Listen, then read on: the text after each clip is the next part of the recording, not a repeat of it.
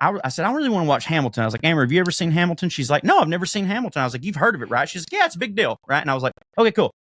So sit down, hit play. I'm laying in my dog bed. I'm super happy. I fucking love musicals, dude. I love musicals. I love history. I love rap. What more could I want? I swear on my life. Trae. 35 minutes in, Amber goes, are they going to be singing the whole time? Because if so, that.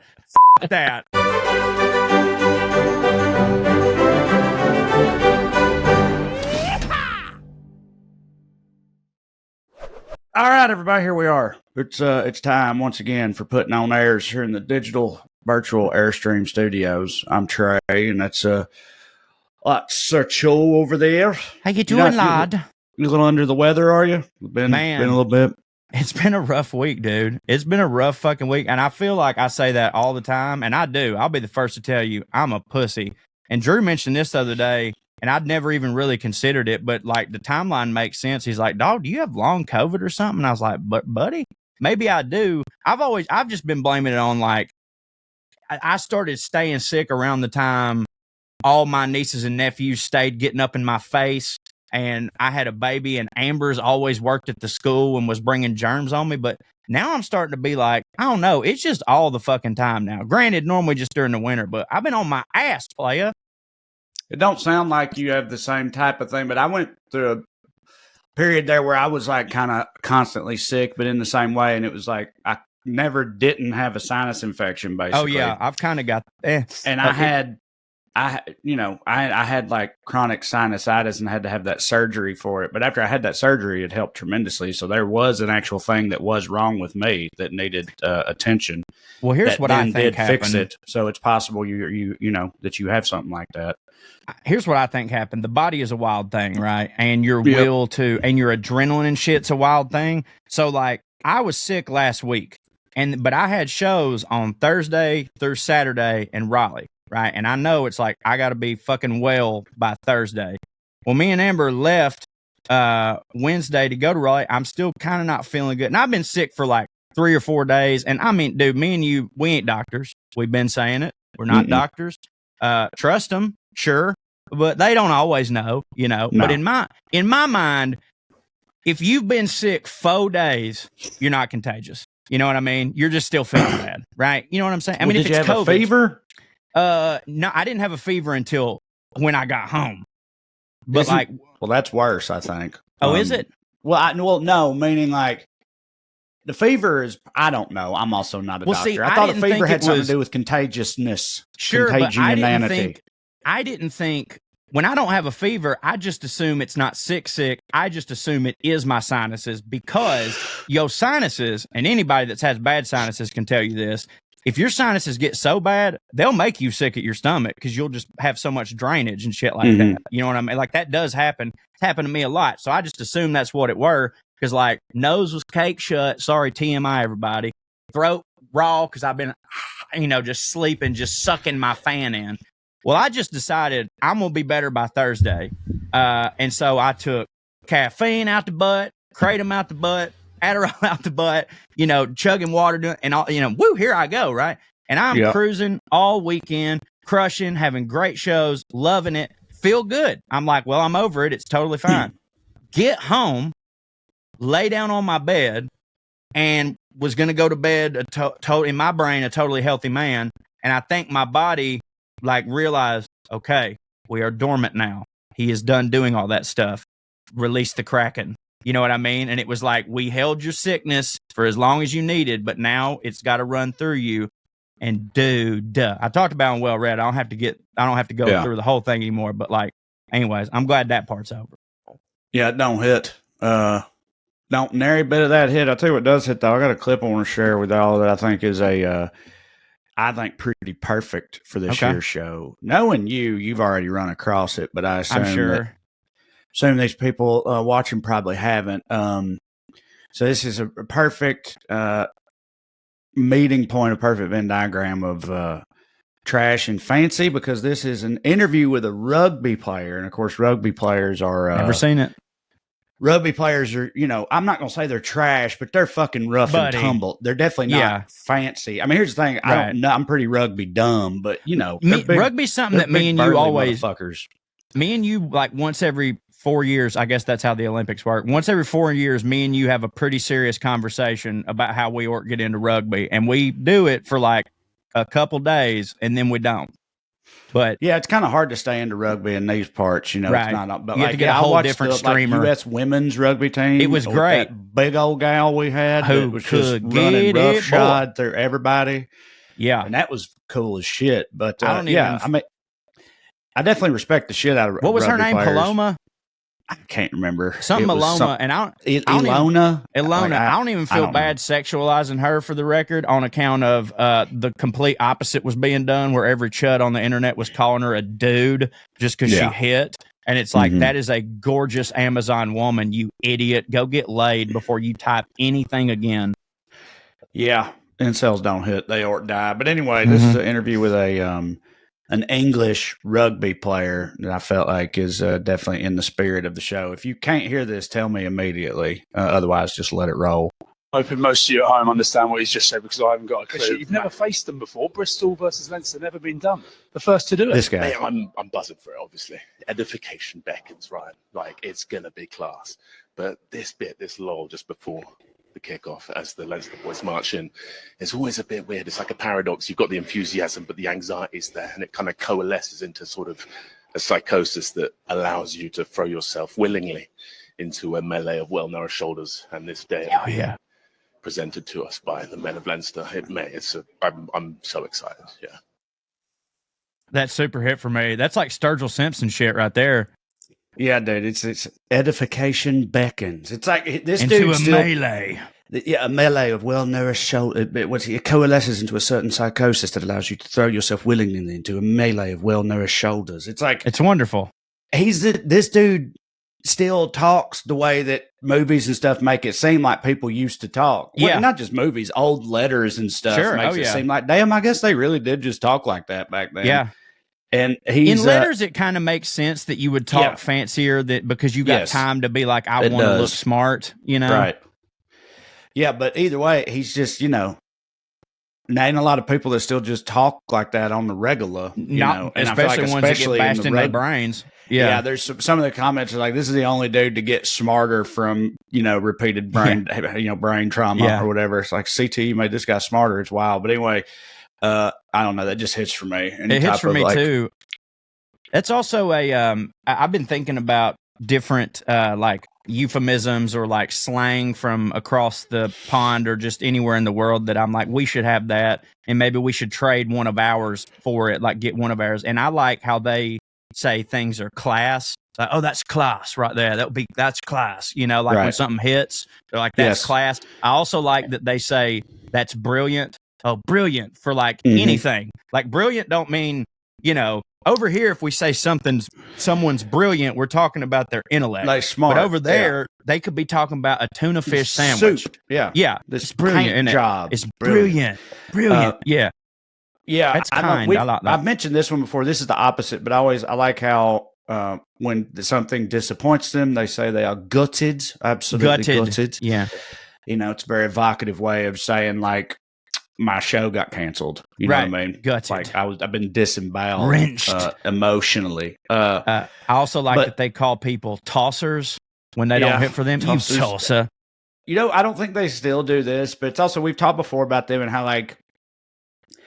They're like very serious and composed, right, and erudite, but also silly and whimsical as fuck at the same time. Right. And it's like I don't think that they still say this. I hope they do. Maybe some old timers do, but do you know what they used to say whenever like if something was just how you doing today? And the answer was good. Everything's good. And like if you gave a thumbs up and you'd say, oh, everything's, you know what they used to say right there? Bob's your uncle?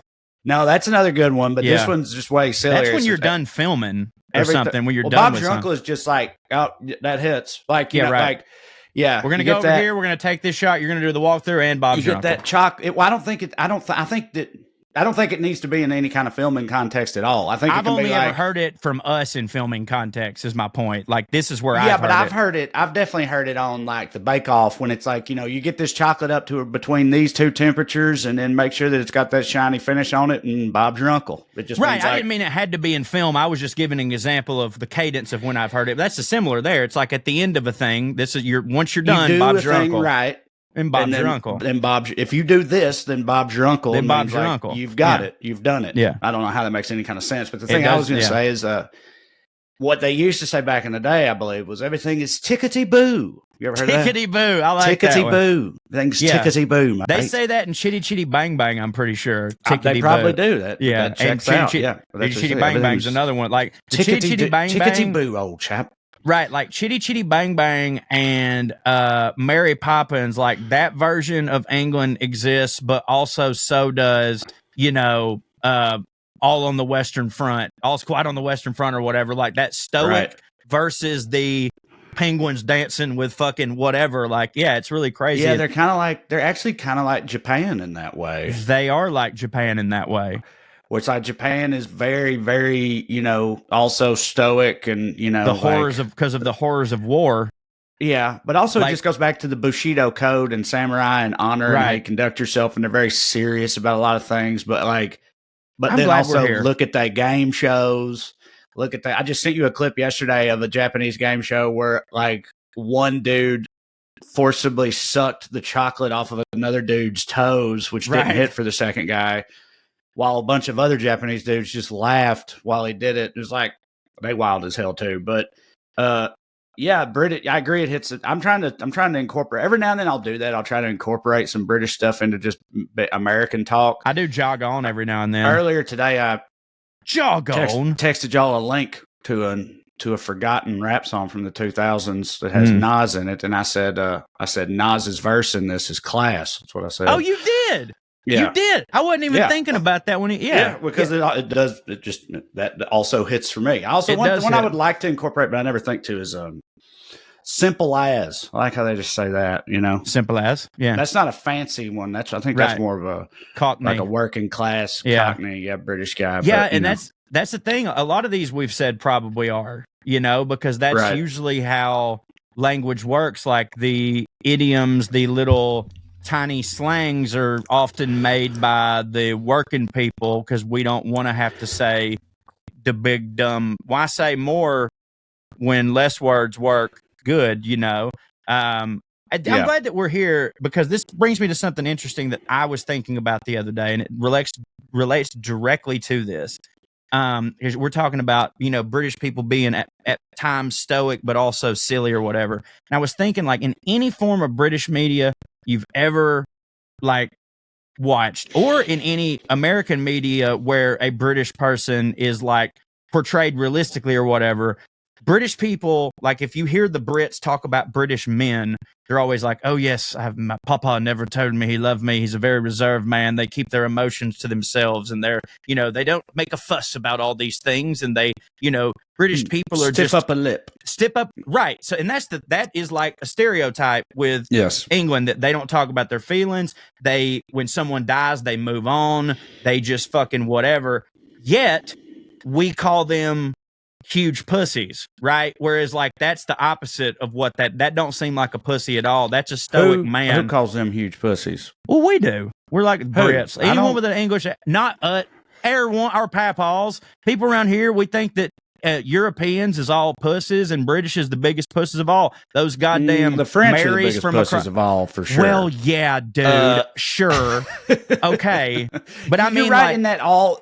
Yes, any European is a pussy to a papaw. This is true, but I think that the Brits would rank near the bottom of most papaws list. Because they served with them in the war. Fair. And also like they had, James Bond, dude. Papaws. Sure. James Bond hits for papaws. Well, I was going to use that as an argument for like we call them pussies, yet they got James Bond. Maybe it's just my family that called them pussies. Yeah, I think that a lot of people. I mean, there's like, I don't know. There's the like sort of bumbling pardon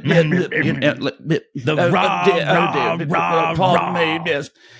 And that's not even really like pussy coded necessarily. It's in my stuck opinion. Up prude.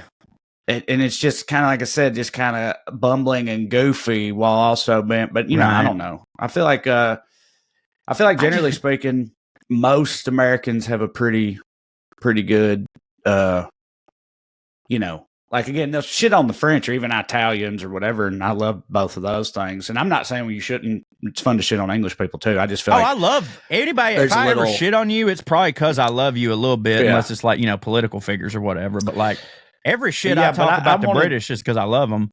Yeah, well, there was I wanted to show another side of them, too, that we had on our list for a minute. And that last one, you could hear it, and... You didn't have to be watching this one. Like, if you ain't seeing this, it ain't going to be as good. But this is another good example. WatchPOA.com. WatchPOA.com. That is our YouTube. Of like go subscribe. Other side of British culture, I guess, as opposed to what, you know, that last clip and what we've been talking about here. Oh, yeah, yeah. Okay. Turn the sound on. Here we go. I sent this to you the other day, and you were like, fuck. I said, yeah, because I was hoping to show it to you on this show because I'd already put it on the list. This is a clip from the BBC, I reckon, that I'm playing on Instagram about the annual Gurning Championship in Cumbria. Yeah, you got to see this. In the UK. Chief in 2007 and started gurning again. Well, I can eat anything I want there. Without take me to a restaurant and give me the biggest steak you want, and I'll eat it. Today, we're in Egremont on the west coast of Cumbria. It's a historic market town known for one event of the year, the World Gurning Championships. This is a competition I feel confident saying is like no other.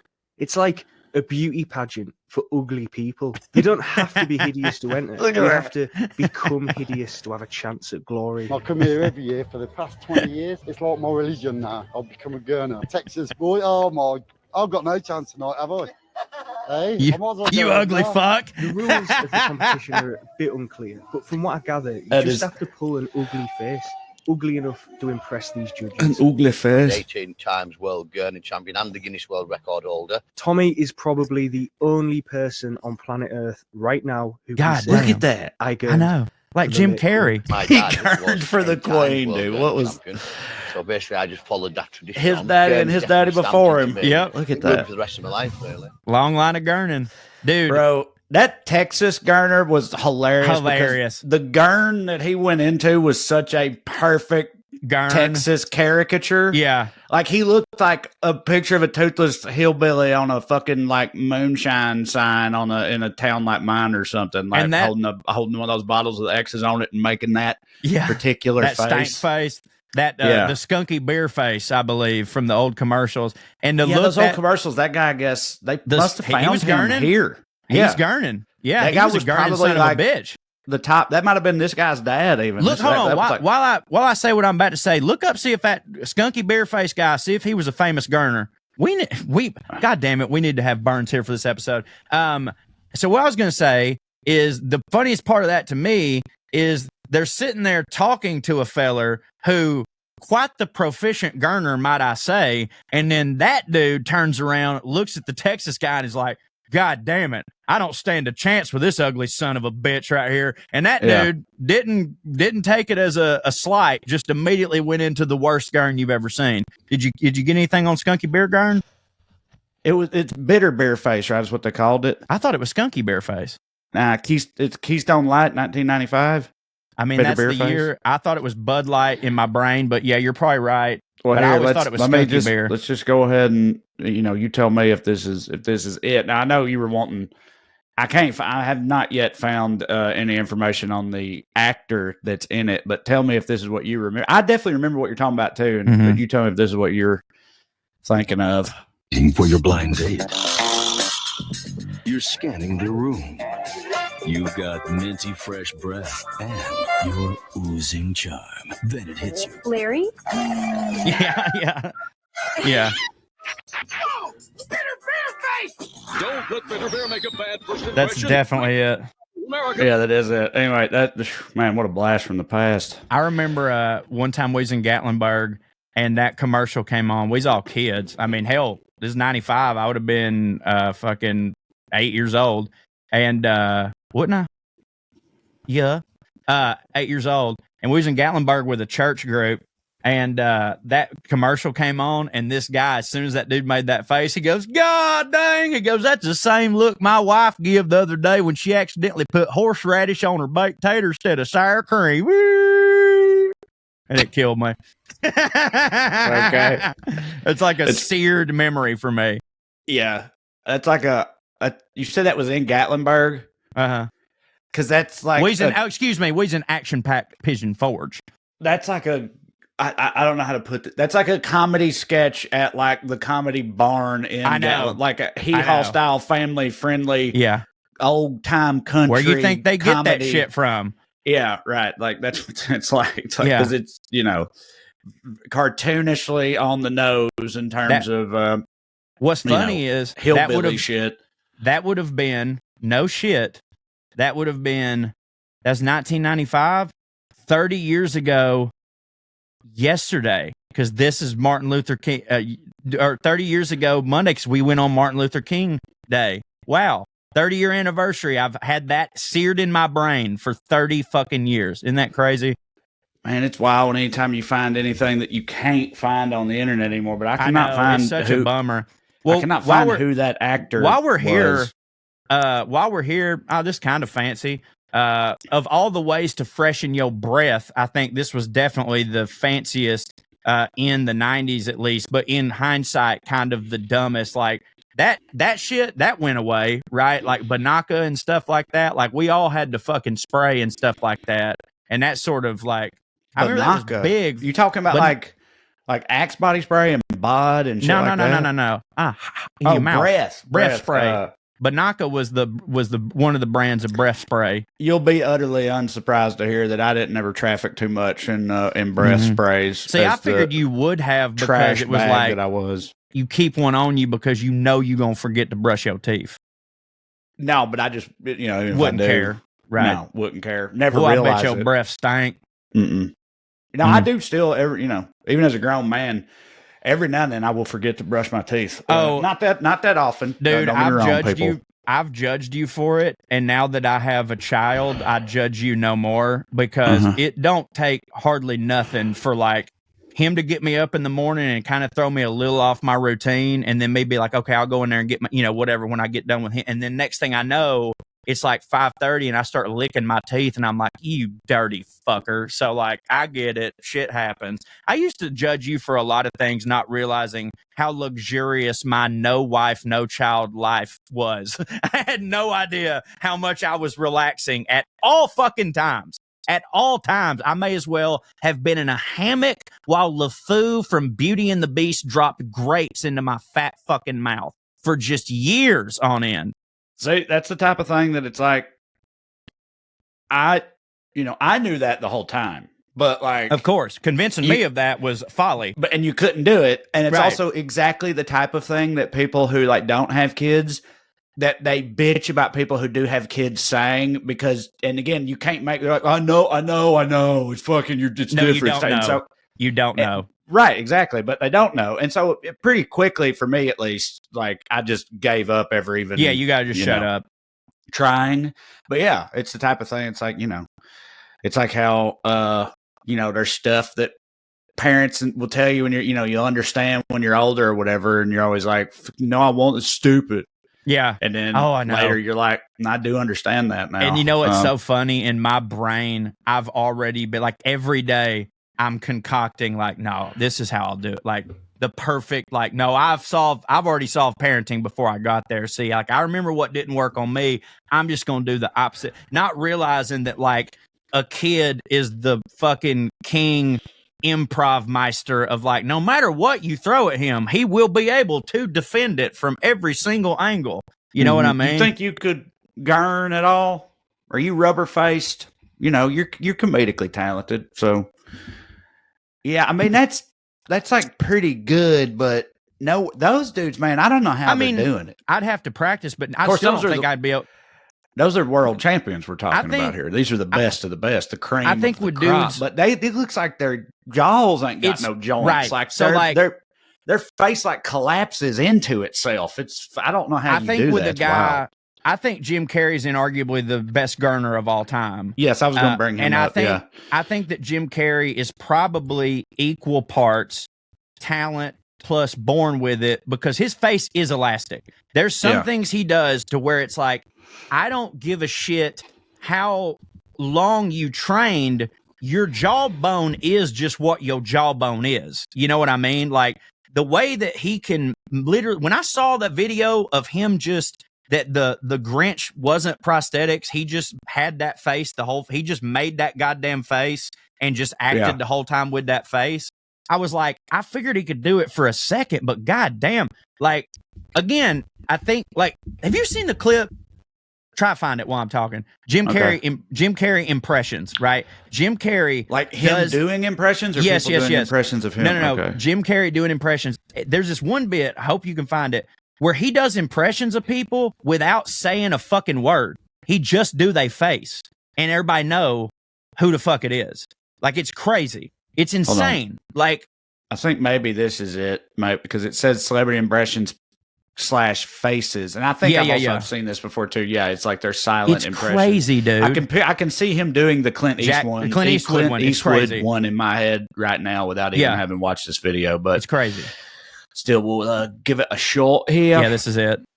Nicholson doing a joke. Jack Nicholson doing a joke.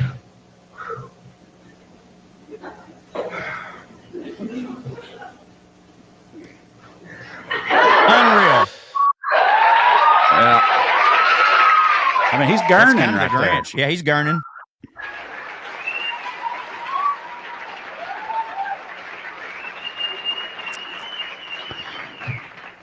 Clint Eastwood.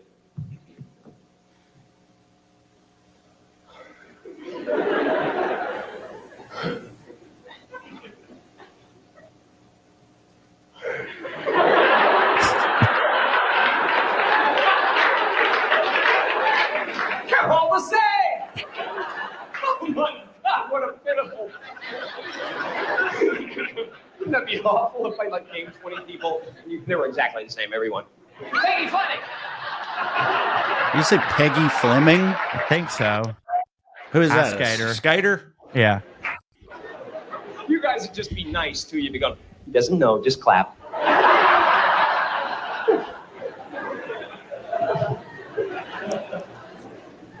Clint Eastwood.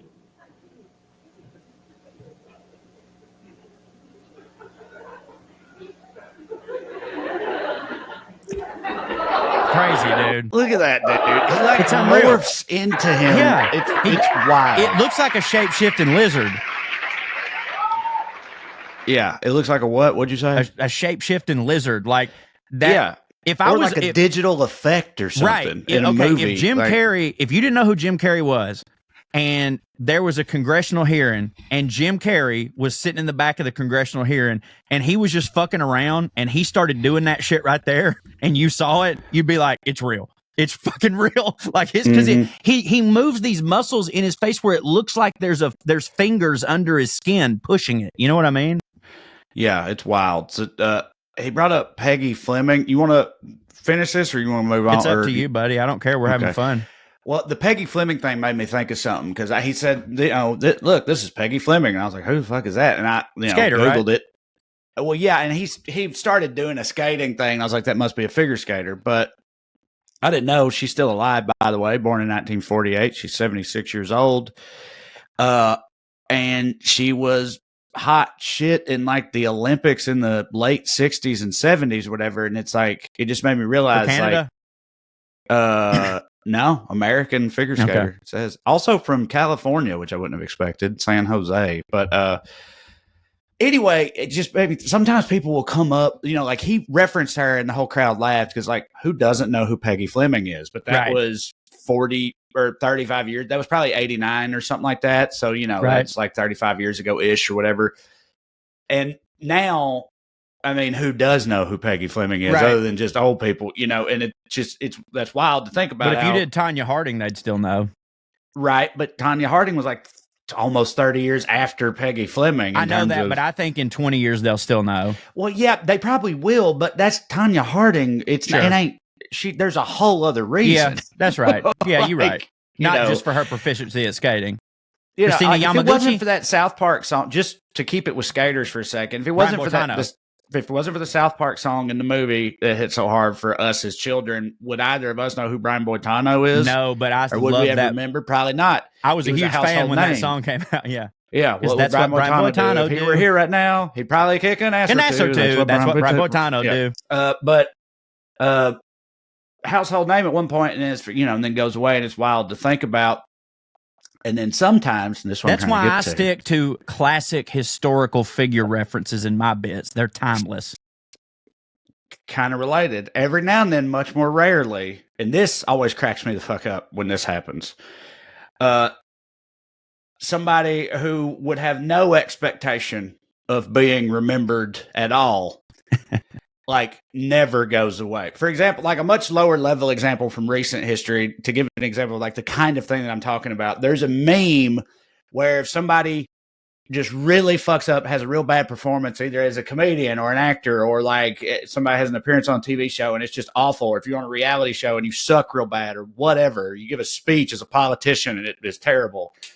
Sometimes people will post and be like, this was Trae Crowder tonight on that, on that comedy special. And it's a picture of this basketball player named Tony Snell. And it's his stat card from a game he was in. 0, 0, 0. 0 points, 0 assists, 0 blocks, 0 steal. Like he just did nothing. So that's funny to me because Tony Snell that night probably got back to the locker room and was, because that's not a memorable night. Yeah. Yeah. That was a game from like 8-9 years ago or something. Right.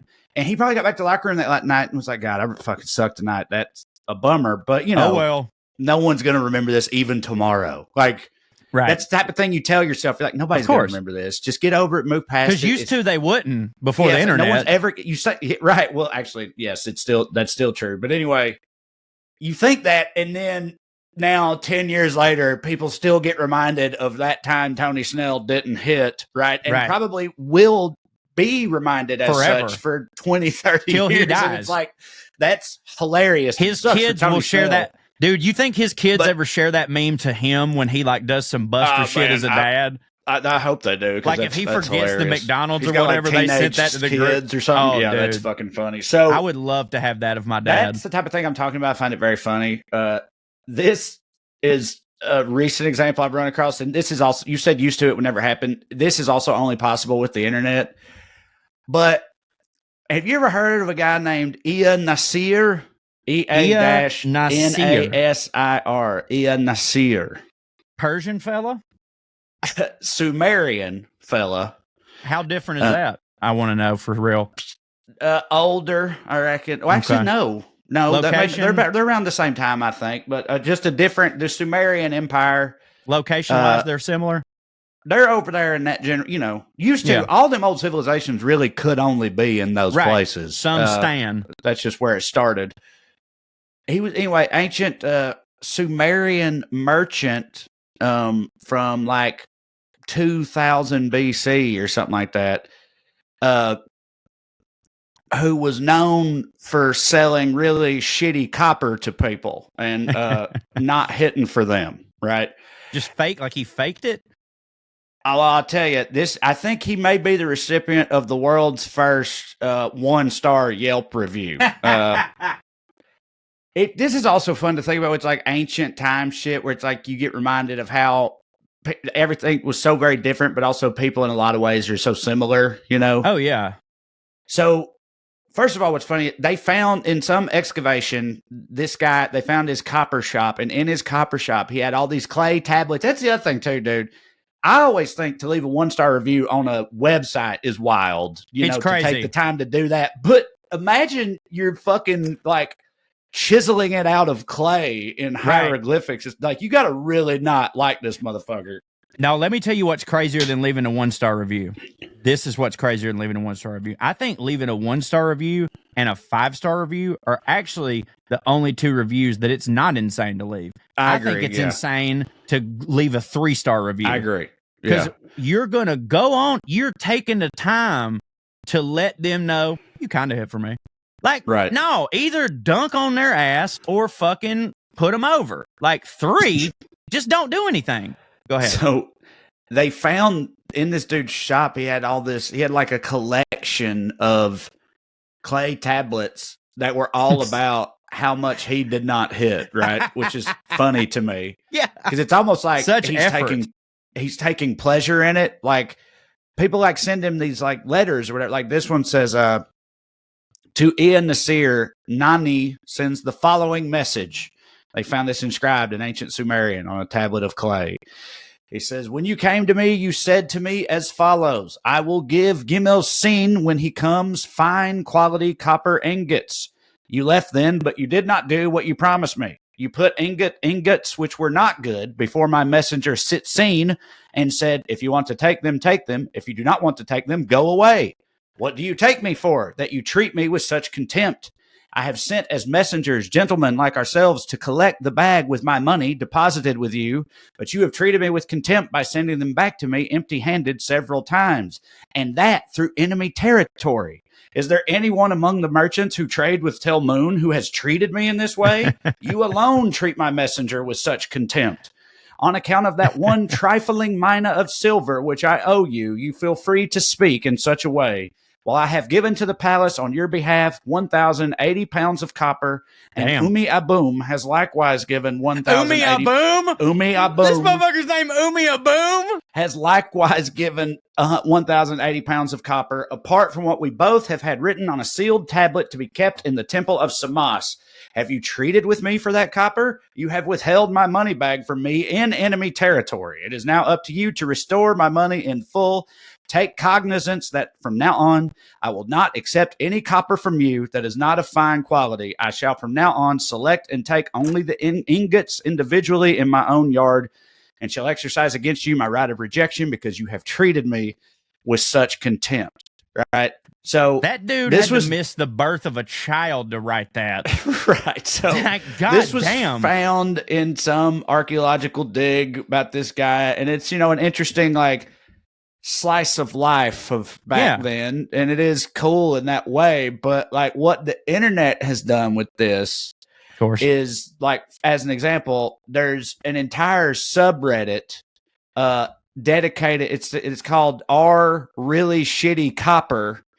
And the description is a subreddit dedicated to making fun of Ea-nasir, a Sumerian merchant circa 1750 BC who sold exceptionally shitty copper, right? So, like, I'll show you a couple examples. These people make memes and stuff all about how much Ea-nasir don't hit, Dude's the most famous person from that place in time for not hitting. Here's an example. Someone made a fake headline in The Guardian. It says, Trump picks copper merchant Ea-nasir as Secretary of State for Metallurgy. Metallurgy, that's hilarious. Controversial Sumerian tapped for one of the most powerful positions in the U.S. government. 21,000 upvotes. Yeah, right. That's huge on Reddit, bro. And then this one's just people talking about this thing. It says, I wish ancient people preserved their writing and artifacts better. I write in electronic signals on a piece of hardware that can't retain its efficacy for more than a few decades. Time to laser print my entire blog on titanium plates and bury them underground. And then this guy says, BRB etching my 1-star Yelp review of the sheet metal supplier that sold us shitty copper on a granite slab. That's and it's like, you would just read that and think that that's funny, but he's actually referencing a real person who really did that. I would have definitely thought that was a funny Mark thing to say. Right. Yeah, exactly. That's so goddamn great. I got to join this subreddit. Yeah. We gotta, hey, this dude's life is public domain. We gotta make some, what's his name again? Ea-nasir? Ea-nasir. Yeah, we gotta make some Ea-nasir merch. By the way, get our merch at stayfancymerch.com. Yeah, go to stayfancymerch.com. We should have some Ea-nasir merch now. But this statue here, this is Ea-nasir, I guess. It's like, here's the devil on his shoulder. It says, go ahead, Ea-nasir. Shortchange Nani on the quality of that copper. He probably won't even notice. Trust me, you definitely won't be remembered by this for thousands of years.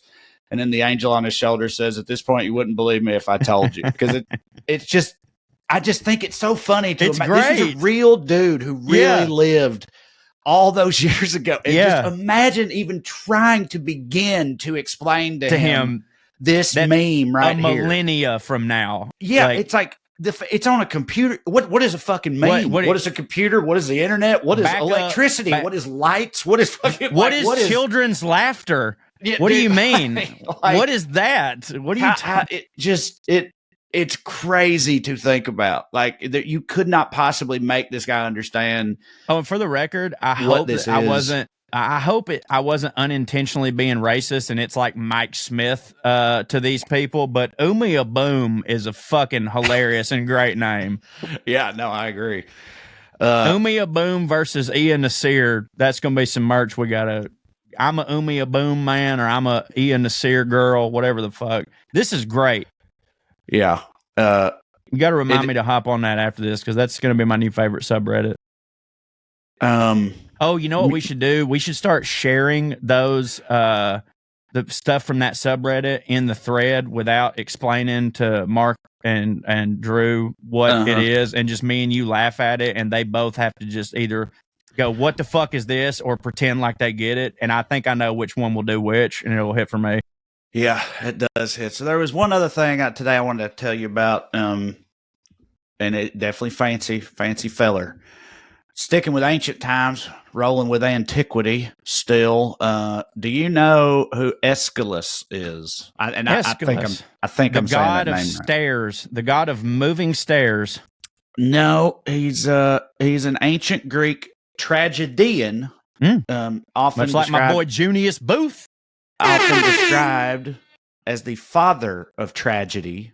Okay. Academic knowledge of that genre begins with his work, and he is accredited with expanding the number of characters in the theater and allowing conflict among them, because before Aeschylus, characters interacted only with the chorus. You know the chorus, you know what I mean? Like a Greek chorus in a play. Yeah.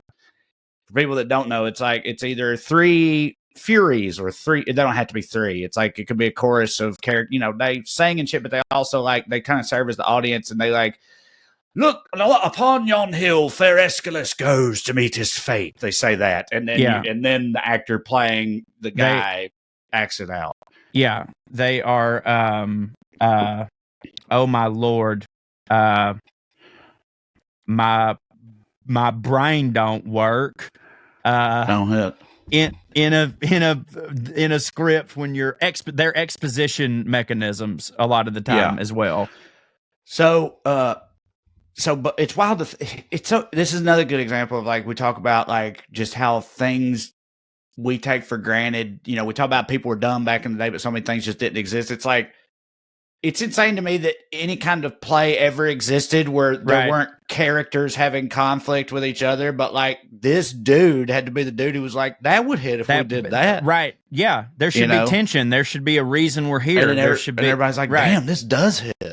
Right. It's that is dialogue. crazy. There's regular dialogue between two characters. Well, where God damn, what a genius. We never think about shit like that, where it's it's the simplest thing, but no matter what the simplest thing is, someone had to be the first motherfucker to go do that. And before that, it just never, Exactly. I mean, frankly, you go, why wouldn't people be doing plays like that? But it's why would people be doing plays, period? To even think to do that took something. That's another thing, too, I was going to say. I don't know how much people are aware of this, but the ancient Greeks, they were really something, They were unbelievable, man. And Homer and all those dudes, they did, because they kind of invented. It's because you're right. Just the idea of just having a play or the theater or any of that is pretty nuts. They also, for sure, idea of people controlling their own government is wild. That's also them. They came up with democracy and theater and fucking philosophy and just thinking. But with they did a lot of shit. Sure, but with government, it's okay, this is a necessity. We understand that there has to be some sort of ruling mechanism, but at a certain point, it was they had to finally. For so long, life was just move, camp, eat, move, camp, eat, live, be scared, sleep, take care of the dying, kill, whatever. Yes. Try to get a boner and make more of you if you can, and then somewhere along those lines, things got good enough to where there was time for leisure. And in that moment, they were fuck, what do we do? And they were probably just running around kicking a dead person's head through a gate, and that was soccer or whatever. And then someone was that's a real thing, I think. I know it is. Yeah, that is. No, yeah, I know it is. I don't remember who started. That might have been that was the Mayans, I think, that did that shit. or at least they made it hit hardest. But then there was probably someone who was like, hey, you remember not that long ago when we lived at that other camp when so-and-so did blah, blah, blah, and they start telling these stories or whatever, and somebody's like, oh, I wasn't there, tell me about it. Person starts telling, and he was like, well, you be this person. Okay, well, so he was like, well, you be this person. Oh, hey, it'd be neat if we just like, we always did this. Like you played him and he played him, and it was just that. Another way you could look at it is that it does sort of arise organically out of like the tradition of oral histories and storytelling and stuff. Like we used to, you know what I mean? Like people would remember centuries stuff like that. Of stuff. Things were passed down orally over the years. So it's like they would tell stories and it makes sense at some point. You'd be like, yeah, hey, Umi a boom, you get up and be the turtle god, you know? Let's make this easier for me if you do that. But anyway, he also is the first dramatist to have ever written a trilogy. His trilogy, the Oresteia, is the only extant ancient example of a trilogy. He wrote a work called The Persians, based on a war, the Persian second invasion of Greece, that he himself fought in and did so well in said war that his epitaph on his grave or his gravestone or whatever don't even mention that he wrote stuff. It just says that he just hit so hard at war. Yeah, him and his brother both were like war heroes in addition to, so you know, he's like Ernest Hemingway. Huh? He's like ancient Greece Ernest Hemingway, but Ernest Hemingway was also a war hero. That's why I said that, baby. Oh, I didn't hear that part. I said they were war heroes. He's like ancient Greece Ernest Hemingway. And then you said Ernest Hemingway was also a war hero. I thought you said he was like a war hero, not just the ancient Greece Ernest Hemingway. I thought you said not just. So anyway, his gravestone says, beneath this stone lies Aeschylus, son of Euphorion, the Athenian, who perished in the wheat-bearing land of Gela. Of his noble prowess, the grove of Marathon can speak. That's the battlefield where it was. Right. Of his noble prowess, the grove of Marathon can speak, and the long-haired Persian knows it well, which is pretty badass. Like, go ask them long-haired bitches about my boy here. Fucking, they'll tell you. Yeah, they'll tell you right now how bad what this year was motherfucker this? was.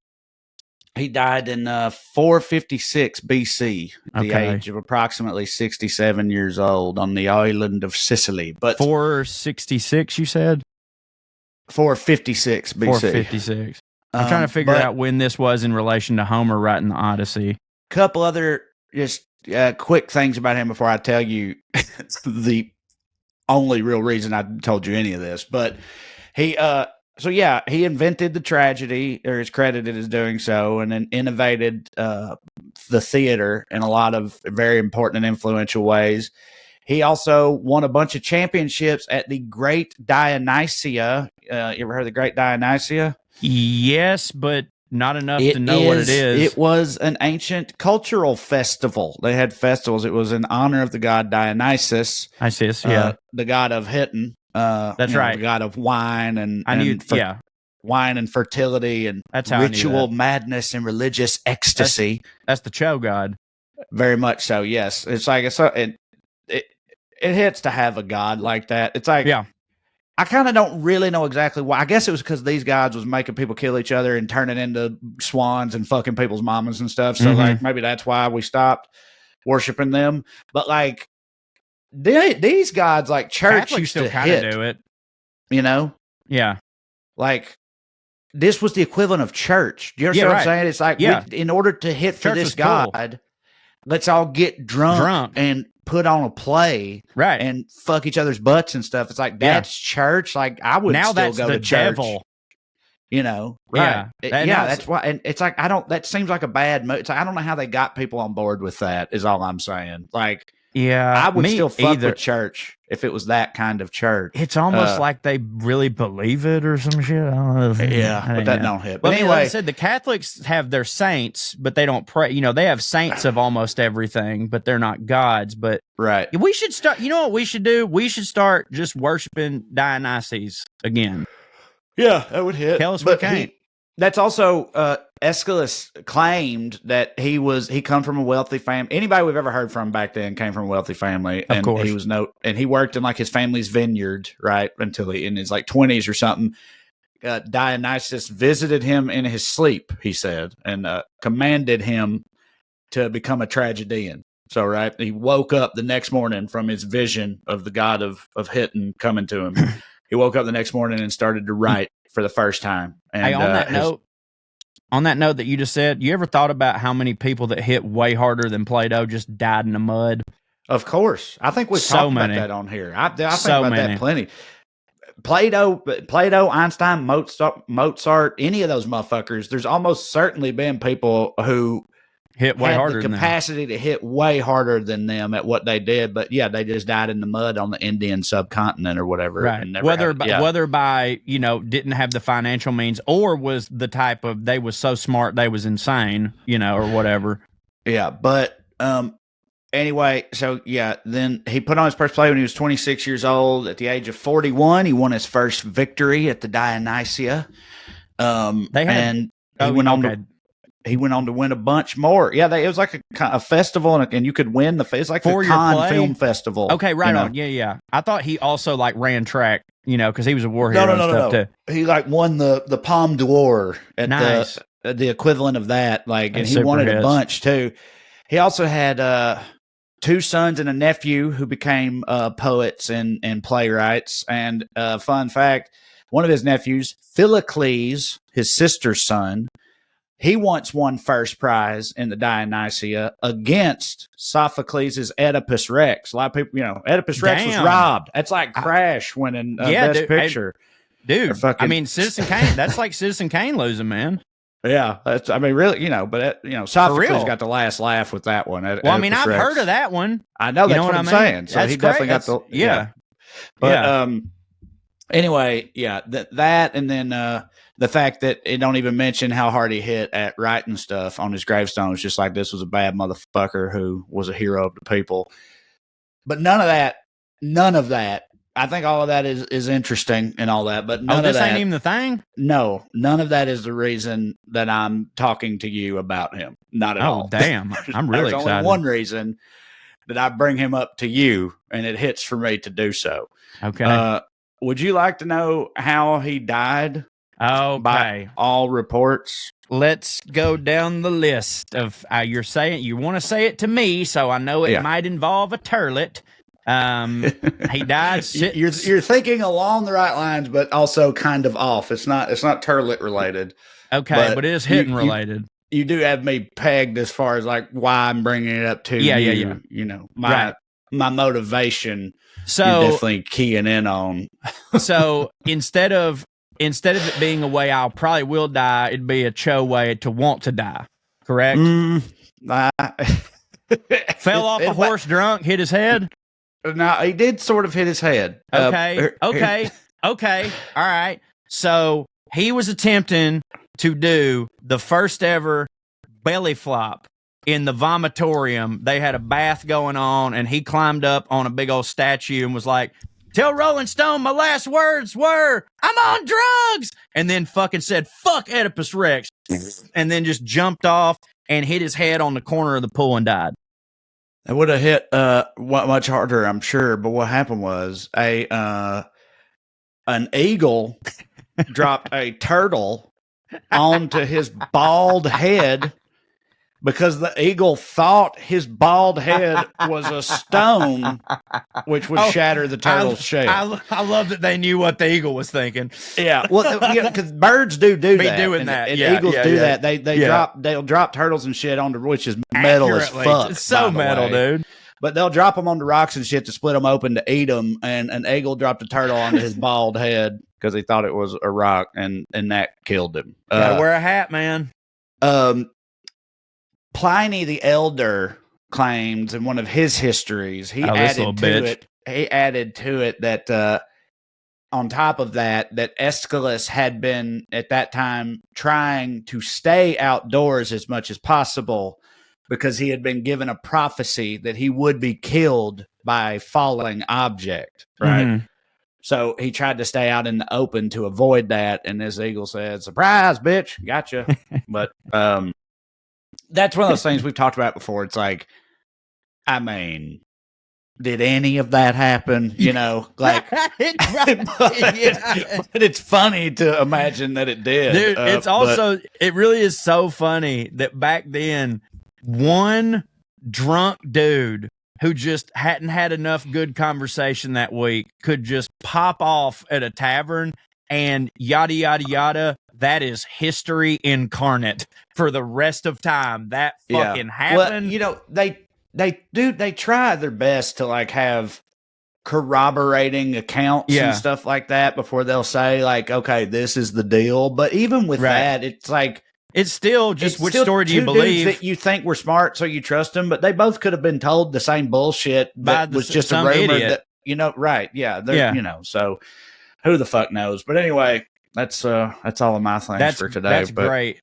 So anyways, that was 466, and the Odyssey was written in, oh great, my fucking eyeballs don't work, the mid 6th century. So this is before that. So that hits.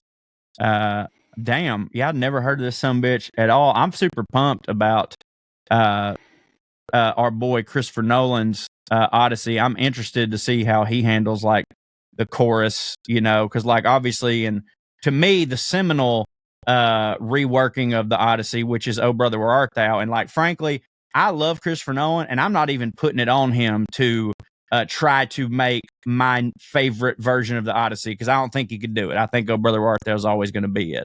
But obviously, in "Oh Brother, Where Art Thou," the Delmar and Pete played, you know, sort of the chorus or whatever. Then you had the sirens or whatever. But I am interested to see that story from another one of my favorite directors in obviously a different tone. I think it will be cool. But back on what you were saying, I hope it's fucking epic as all. Oh, me too. Me too. I hope it's like he a accomplishes straight what they were trying adaptation, pretty much. That no, is me too. epic and has monsters in it. I want mythological creatures. I'm very doubtful that he will do any of that, frankly. Well, who knows? But it'll still hit either way. But well, I'll tell you this: he's allowed to do whatever he wants to do. I know that much. Sure. Yes, of course. But yeah. I hope that he accomplishes what they set out to do with Beowulf like 10 years ago, because like. The animated one? No. The one wasn't there one with Anthony Hopkins? I mean, it was slightly animated. It was like, it wasn't cartoony. It was like CGI'd over Anthony Hopkins, right? Am I wrong? Oh, I mean, animated, not like, it's like CGI shit. CGI, but fully CGI though. Right. Yeah. It's like, but yeah, so don't do that. 100% digital, but it's that, and which ain't it. That ain't it. No. It's actually, have you seen it? It's not that bad. It's just like, they shouldn't have done it. My buddy they weren't ready for all that. Like the technology and stuff was not ready for that to hit as hard as it needed to. But like Ray Stevenson plays Beowulf, and like the performances, it's not terrible, but it, you know, they shouldn't have done it then. I didn't go because my buddy Chris, who's the only other person who like me wasn't bored to tears when we had to read Beowulf in school. He went and saw it before me, and he was like, don't go see it. And I was like, okay, right on. And then it just, you know, went out of my brain forever. But like, I've always just been, I never understood why people were like, God damn, we had to read fucking Beowulf or whatever. I was like, Beowulf goes hard, man. It goes so hard. And I was like, I know it sucks that we have to read it because of school, like having to do something don't hit, but like we could be doing math, which don't hit, but instead, like, we're reading, like, what the fuck are you? I don't know. I've just always been, like you, into, you know, monsters and fucking ancient shit, which has always been super cool to me. Dude, also, before I get into my thing, which I will, I did want to circle back to one thing you was talking about earlier, in that you said, you said something about, you know, we always think that like these people were so rock stupid, but it's like, you know, there was some of them that was just like us, like they had brains and stuff, and like of course they'd come up with plays and stuff. I was listening to this lecture the other day from the Great Courses, because you know me, didn't go to college, trying to get it in now, and it was on like medieval history or whatever, and this woman was like, her whole thesis for this lecture was talking about how like we've got way more in common with the medieval people than anyone believes, and like we're so goddamn similar. And like she's talking about how like historians, you're not actually, if you were ever talking to a historian, you shouldn't say the Dark Ages, because that's like a criminally offensive thing to say to these people, because it's not the Dark Ages. Like that's all been so the Dark Ages is how the Renaissance people wrote about that time period, and they did that on purpose to make themselves seem and feel more enlightened, which ultimately made them become the Renaissance, right? So the Renaissance people are having to convince the people that they're ruling that they're doing the right thing and that things are great under them. And the best way for them to do that was to showcase through bullshit how horrible things were not 500 years ago or what the fuck ever. So they just started making up all this bullshit. And because there wasn't a ton of recorded history that was available to the public, they couldn't refute it. And they just had to believe these people and go, you're right. It is so much better under you, me lord. But anyways, one thing I took away from that I wanted to bring up. Did you know that it weren't never chastity belts? Weren't ever a thing. I think I've heard that before. Isn't that's true of also like a lot of those like torture devices that became popular on the internet for a while. Yep. And a lot of them are not really real. And, they're not real. Or if they are real, they weren't made until way later. Like they were made to pretend like they were from the Dark Ages, and then they were like, well, while we got it, stick that motherfucker in there. You know what I'm saying? But basically, they made all these things just to show, like, look what they used to do to people. We just put you in the stocks. You know, we should raise your taxes, you know, whatever. Anyways, I thought that was interesting and on theme. We're going to take a quick break. And when we get back, I'm going to continue on what's been quite a theme of mine in putting on airs over the years, where I take a famous villain from history and try to salvage them somehow. In this case, I will be starting that journey on Air and Burr by discussing the musical Hamilton and what they got wrong and what they got right. And we will be right back right after this. We'd like to thank this week's sponsor, ourselves. Actually, I guess it's you good people, all the airheads out here, because you're sponsoring us by buying hitting t-shirts and the like from StayFancyMerch.com. The one-stop shop for all things POA merchandise related. Cho, this is your baby over there. Yeah, baby, I got one on. I got the basic Putting on Air logo, which I think goes good with everything. You can get it in a multitude of colors. I got it in the green just because it makes my eyes pop. You can get it pink, white, black, whatever you got. We've also got Team Corey Squirrels, Team Trae Anti-Squirrels. We've got the past don't hit. You know what? Why not just bring this sumbitch up? You know what I mean? I can do that. Yeah, you see there, we've got the POA logo there, the past don't hit, and you can get those in any color. We got the Putting on Air Squirrel Brothers shirt. That's me and Trae, and you can't tell from there, but if you squint, I am a little bit fatter. Trae made sure contractually that my squirrel was fatter than his. The Team Trae, the Team Corey, the Stay Fancy y'all, and then of course there's just my merch down there. But whatever. And also you can get it on coffee mugs, you can get it on sweatshirts, you can get it on stickers. I think there's even phone cases and shit. StayFancyMerch.com. All of those proceeds go to us and making this show hit. Know what I'm saying? Check it out. You. Listen up, y'all. You know how you can earn points on things? It's all about the points nowadays. I grew up trash, so I didn't know about points until I learned about points here a while back. And points make all the... You got to have your points. Points for this, points for that, flights, hotels, whatever.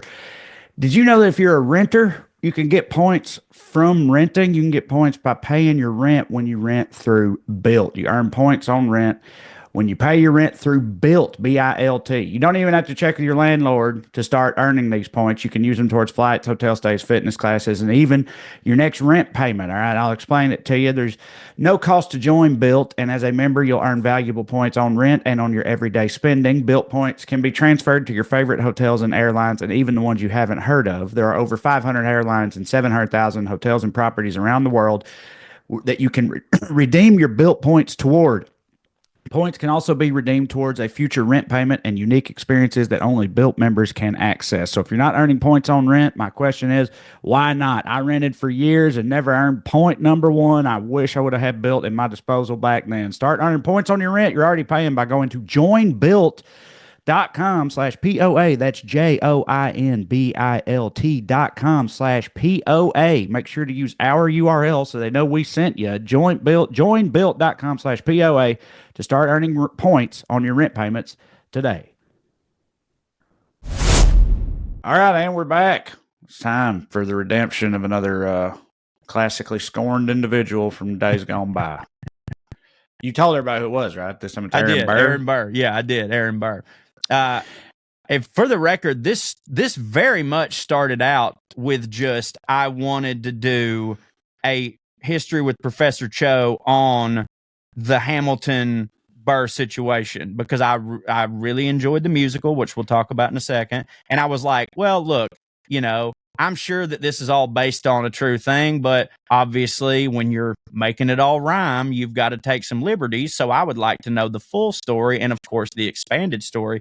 And once I started researching Trae, I thought to myself, oh, yes, liberties were taken, my friend. Liberties were very much taken. And matter of fact, I dare say liberty was taken from some. Know what I mean? Yeah. Well, it's written by the victor's history. And wait a minute. Well, he wasn't the one that ended up dead, That's, yes. However, it seems like he was the victor. He was the victor, but what you have to understand, and I'll mention this right now because you just brought it up, but this is actually for another episode down the road. Yes, he was the victor of that duel, sure. However, he was not friends with the real victors of the United States, your Washingtons, your Jeffersons, your whatever, who were all friends with Hamilton, right? So they're the ones that write history. They're the ones that write history, right? And they're friends with Hamilton, who is not friends with Burr. So Burr kills Hamilton, and these guys are in charge of all the writings for history. And all of a sudden, Burr just doesn't look so good, does he? Well, yeah, that's because history is written by the victors, but not victors in that specific duel. Anyways, so I'm obviously late to the party here, but I just watched in full Hamilton the musical. Just watched Heat. Saw Heat. Just saw Heat. Heat came out 25 years ago. Well, I want to talk about it now. That's a Jim Gaffigan bit. You guys don't know. I get. Listen, I've never that bit. Sometimes I wonder, like, which bit do I identify with the most? And like through my life, it's been various ones. But now, in this phase of my life, it's 100%. I just saw Heat. I love bits that like. I guarantee you when Jim Gaffigan wrote that bit, it was just another bit that was hitting for him at that time or whatever. And it's like he did not realize. He hadn't even thought about it.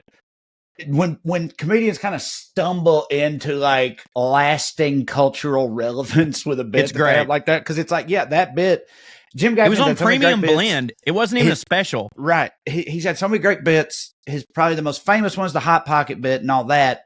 But like the one that comes up the most in your life, in your daily life, I feel like it's like, hey, I just saw Heat, because when you watch something, you're like, well, I want to talk about it now, and everybody else has already seen it. I always say all the time, the one that I think of the most as a married man, I think, is Kevin Hart's "Sip of My Goddamn Juice." Yeah. Sorry, use one little sip. We're talking about him and his wife. She says she ain't thirsty. She don't want nothing. So he just gets some juice for himself. And then she's like, hey, can I have a sip of your juice? Sip of my goddamn juice. Because like Katie has me feeling that way all the fucking time. It's a stereotype with women for a reason. But she's like, no, I don't want anything. I'm not hungry. I'm going to the kitchen. You want anything? No, I'll be good. And I'll even tell her, it's like, don't be mad when I don't want to let you have none of mine. Because I will get you yours. I'll do that for you. Just tell me to do it. It's like, I don't want anything. And I come back and she's just over there staring at it. And before I know it, she's fucking creeping in, grabbing my shit, taking a sip of my goddamn juice. But anyway, I've got two, and one of them's going to seem very normal, and one of them's going to make me look really horrible. I don't care. The first one, this happens every day of my life because Amber, who knows that she is an expert on nothing, knows this. She knows she don't know shit. But in random flashes throughout the day, will all of a sudden in her brain be the expert on everything. And it's the bit where Nate Bargatze's talking about, he's like, she's like, hey, give the dog the pills. This one too. He's like, well, these are expired. And she's like, dog pills don't expire. And he's like, you've never even heard a rumor about that. You never even heard a rumor about that. You don't have any vet friends. That's Amber to a T. I'm like, Amber, you don't know that Katie at literally all. Just says stuff. Something, you know what I mean? It's like, just out. It's like, I know you don't know that. You don't. Here's why I know you don't, because I don't, and I would know more than you. It's more like it's like I'll just say a thing, and Katie's like, "Well, I know that ain't it," and so then she'll just say it's the opposite. I know she don't know that, Dude, like, she will tell me shit about my business that she's like, that's not how that works, and I'm like, really? You're right. For 21 years, I've been down. You're right. I'm not saying it's how it should work, Amber, but it does. And Katie listens to the show, so she'll probably reignite an argument that we just had. But we're having a text me when y'all are doing it. A financial argument recently, and I inquired about this situation with 3 different accountants, right? Not just my accountant, but my friend, and of course me, who is an accountant, and also you, and then also a friend's his accountant. So 3 accountants. To which I said, "Well, what did the accountant say?" All of which agreed, this is the more financially responsible thing to do. And Katie the whole time was like, that just doesn't make sense to me. Right. It's like, I don't, it doesn't matter if it makes sense to you or not. Like, this is what these people are for. That's why they're for. Just listen to what they say. Sense to you. Right. It may not make sense to me either, but they say that it's the answer. So I'm like, I guess that's the answer then. Meanwhile, good and well, her ass would have got took by Bernie Madoff. You fucking know she would have. Her and anyway, Amber both. Let's talk about Aaron Burr or Hamilton. I did mention the 2 bits. I wanted to say the other one. And let me preface this by saying, it's just a fleeting thought, and I'm over it immediately, and I love my wife so much. But the Louis bit, when he's talking about, he goes, yeah, you get married, and you marry this woman, and then 10 years in, you get in a fight, and you're like, fuck, I'm married, I can't leave.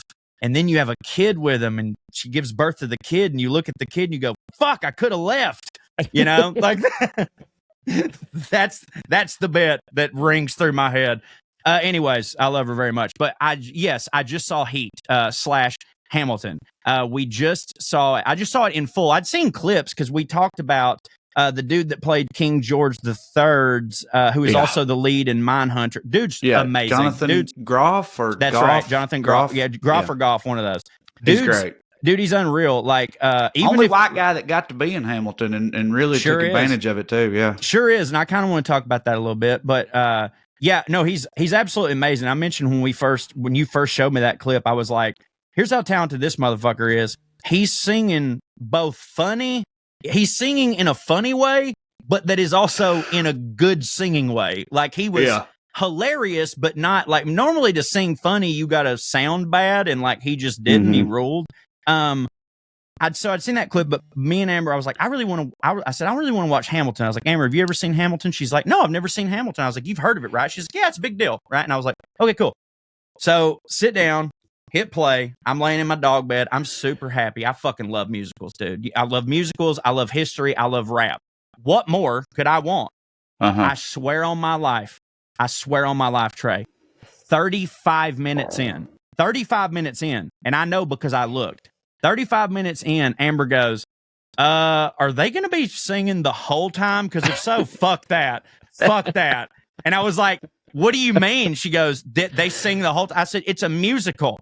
I said, you think they're going to sing for 35 minutes straight and then stop? She's like, yeah, no, fuck this. Turn it. She's like, either turn it off or I'm going to go to bed. And I was like, so go to bed because I'm watching it. I also asked Katie, not 35 minutes in for sure, but I don't know, probably 6, 7, 8 minutes in. I was like, hold up. Do they sing the whole time? That's hilarious. Because you said it's not all musicals are like that. That's true. There's two different kinds. So, some musicals are like they break into stories song. And they break. Yeah, like Grease. Sure. And I thought when I realized but like Les Miserables, right, is entirely sung the whole time. Yeah. And also, so is Hamilton. And it's like when I realized Hamilton, I didn't know Hamilton was that type. And when I realized it was that type, I immediately got way more impressed because to me, that type has to be harder. way harder to do. 2.5 hours of song straight. Like, that's crazy. I could write I've written feature scripts and shit. I could write the other type of musical and leave spaces for song. I mean, in fact, this Audible original that I've been working on, that's kind of what we have been doing but it's not a full blown musical, but still. I could do that and then probably work with a musical person to put the songs in there. But like the other kind that's 100% sing song the whole way, I really don't know how a person even is able to do that. Like it's crazy creative feat, especially to make it hit. Right. I mean, I don't know how you might even do it, even to end up with a shitty product. No, I'm with you. And like a world-renowned, almost universally beloved product at the end of it. That's crazy. I know, dude. And like, I can write lyrics and form my own melodies. And like, obviously I can't literally Leonard Bernstein or whatever compose things, but like, I can write lyrics and then direct people on how I want it to sound and stuff. I've done that before. But I still think if I were to do this, it would have to be the type of musical you're talking about, where I also write dialogue and then just insert a song. Because I don't think there's any part of me that could hold a 2.5 hour narrative with different songs just continually. Right. But it's fucking crazy. It's nuts.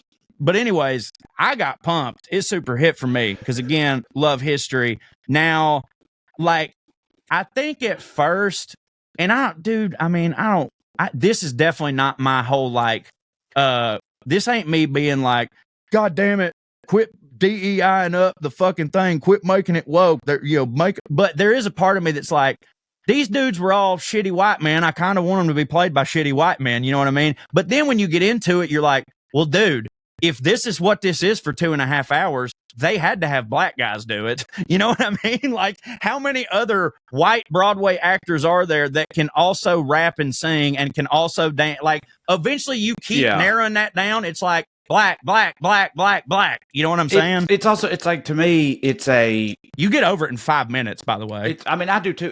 Hamilton, I feel like, was like the first big, if Hamilton had never existed and came out right now, people would lose their fucking minds. This was 2015, Twitter, way different time. Like, still the Obama period. Trump hadn't come out yet. All that shit. Like, and I'm sure there were people back then who were like, "What the fuck?" and we're douchey about it. But like now, dude, oh my god, people would flip the fuck out. But like, to me, it's the thing with Hamilton is like it's a whole conceptual thing. Of course. Like, it's part of a whole thing. It's like, that's like the premise of it. It's the story of Alexander Hamilton, but as told through hip hop and like musical theater, hip hop. Right. And like all the cast is, they're black guys and Latinos and stuff playing the founding fathers, and they're rapping, and it's all part of the same package of like what this thing is. Like if you tried to have it be the way he wrote it to be, but like you said, but you cast like not old white guys, but those dudes were young as fuck. Right, of course, like, but like if you cast like white dudes to play them all or whatever, even if they were young, that would look weird. It'd be kind of cringe. And it wouldn't hold up. Yeah, I don't know. It just and also there's nothing. Who knows? It's like a concept album or whatever. It's like he might have auditioned a bunch of white dudes that they just is like, I'm sorry, but the black guy hits harder at playing George Washington. You know what I mean? Like, what are you gonna do? But also I think a big reason why it's like, you're right, it was 2015, so nobody got mad. But I think a huge part of why nobody got as mad as you'd think they would is because, I mean, it was a total slob on your knob job to the founding fathers. Like, he didn't do what is like sort of in style now, which is to really showcase how like they own slaves. Not that he didn't bring it up, but like he made them out to be what America wants them to be. Great, genius founding fathers who saved this country. You know what I mean? That's a good point. Who hit the hardest for you in that? Oh man, Marquis de Lafayette ruled for me. Love that dude. But honestly, I think it's King George III in his. I think overall he hit for me. I like that guy so much. David Diggs, who was Lafayette and Thomas Jefferson, he played both. He was great at both. He's the best part of that to me, except him and Groff. I think are the two best parts of it. Well, I'm glad to know that we're in accordance on that, because I was afraid it definitely wasn't Lin-Manuel. I can tell you that much. Although he wrote it, he gets to do whatever he wants. Genius, right? Sure, without a doubt, and like incredibly talented in some way. But it's like, but him casting himself as the lead, purely the things him casting himself as the lead, and I've just never been able to take him seriously as like, he don't have that kind of like commanding presence. No, he don't. of being the lead in a thing. need And to then write. later, right off the heels of Hamilton, he got cast to play one of my favorite characters in all of literature from his Dark Materials books. He's a cowboy, like he's a Texan aeronaut named Lee Scoresby. And they cast, and he's awesome. He's like fucking, he's like straight out of Tombstone or something. Like you want McConaughey for that. And then, and they cast Lin-Manuel Miranda to play him. And again, he's in the show. He's like a badass, but I just never bought it, But like, he's very much a theater dork too. Do you know what I'm saying? Yeah. Like, and by the way, I did not enjoy him in that role. And knowing that he created it, there was part of it that was fun. Like, it was fun for me to I'd watch his eyes every now and then, him watching the people. And I was like, what that must feel like for him to be up there crushing and know, like, I did all this shit. I was like, that's amazing. I'm sure it would hit like a motherfucker. He's just kind of like a theater nerd. He has that sort of energy that I feel like permeates him. And, I'm a huge dork too. Don't get me wrong. I shouldn't be playing suave, badass motherfuckers either. But but anyways, show hit for me. We saw it at the Pantages too. We watched it on it live. And Disney Plus, and we went to the Pantages and watched it also. As a musical lover, love the show. I would watch it again a million times. But now, as a historian, an amateur historian, I do not care for the show because it was blighted in inaccuracies. Trae, I believe would be the word. We're just going to go over a couple of them just from this particular story. Of course, for those of you that don't know or haven't, watched or whatever, this tells the story of Alexander Hamilton coming to America, getting his start, becoming a lawyer, getting up in the ranks with George Washington during the Revolution, joining the cabinet, the Continental Congress, all that stuff. They're at war, and him and Aaron Burr have some dealings together, and he gets married, and there's an affair, and yada, yada, yada. There's a duel, and that's what everybody really knows about these two. That's what everybody knew about these two dudes before the musical was they had a duel. I'm pretty sure that's like mostly what anyone knew, right? Is that they had a duel. Right. So Lin-Manuel Miranda decides, I want to make this into a play. And you would think, Trae, that like I would have thought, like, okay, if he's going to turn this into a play and write all these songs about it, he's probably going to research it insanely heavily, probably get like some historians to come there and be like, not this, maybe that. Okay, sure, we can be lenient there. Apparently, this is what I'm reading at least. He only based it on one book, and this book was insanely biased towards Alexander Hamilton, right?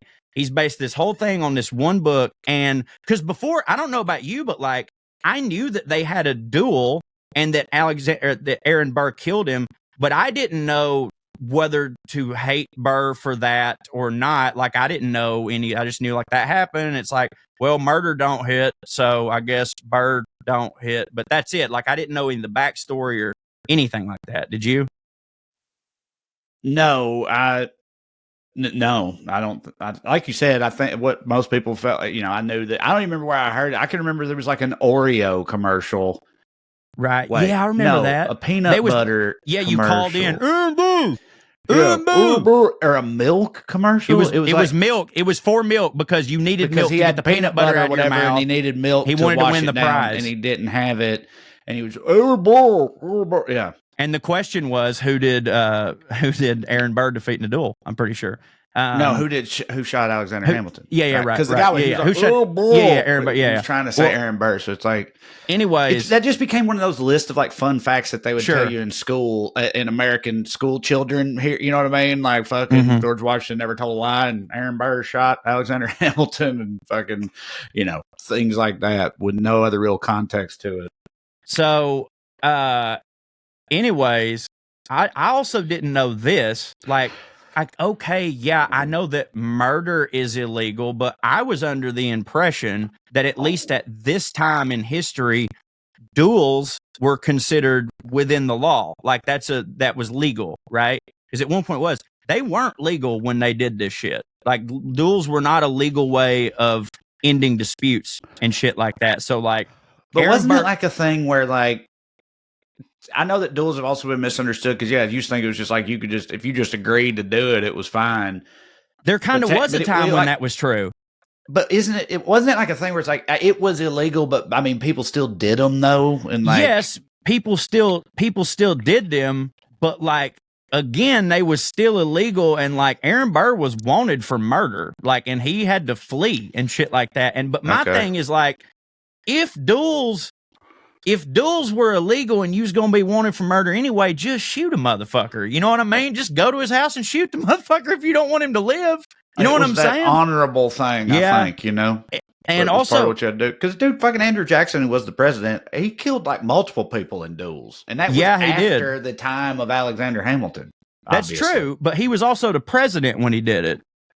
I know he done some before he was the actual president. Well, he was a military leader, right? There was a dude who shot him, and they were in a duel, and the guy shot him and hit him, but he didn't even move. He stood there, and he shot the other guy, and the guy fell down and was dying on the ground. And this other, you know, they all had a second or whatever. Yeah, second. Andrew Jackson's second, like, started to rush up to him, like, my lord, you've been shot, you know, or whatever. And Andrew Jackson was like, stop, motherfucker. He was like, he said, right. I want him to die believing that he missed. Like, right. That's so great. Andrew Jackson, it's unfortunate that he did what he did to the Indians. Yeah. The son of a bitch, new story structure. Yeah. It's such a shame that he did that to the Indians and not to like such Catholics a shame. or something. You know what I mean? Yes. Like, because goddamn. For sure. No, dude. I mean, absolute fucking lunatic. But like as a historical figure, unreal. You know, goes pretty hard. But yes, I mean, genocide ain't it. Don't get me wrong. No, genocide ain't it. Also, there's duels were done differently back then depending on who you were. There was like there was the one where you turn 10 paces and you both shoot, but then they also had a type of duel where like it was sort of like how war be, where both sides take their shot. So you would count 10 paces, then turn around, and then one person would go and then the other person would go.